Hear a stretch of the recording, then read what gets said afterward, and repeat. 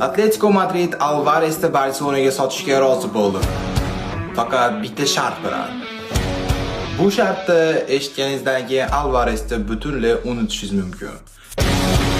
Videoda oxirigacha ko'ring va kanalimga obuna bo'lib qo'ying. Unda men boshladim. Atletico Madrid Barselonaga hech qanaqa pul talab qilmayapti. Millionlab pul kerak emas bizga dedi. Faqatgina sizlardan bitta futbolchi kerak dedi va uni Alvaresga almashtiramiz dedi va Barselonadagi ularga kerak futbolchi aynan 10-raqamni to'p surayotgan Lamine Yamal ekan. Yamalni o'shanasini yapsiz degandek atvet qilamiz shekilli ularga, chunki Alvaresni Yamalga almashish bu ahmoqgarchilik bo'ladi. Xuddiki Neymarni o'sha PSJga sotgandek bo'ladi. Yana Yamal ketib qoladigan bo'lsa, bilasizlar, Alvares Yamal darajasidagi futbolchi emas.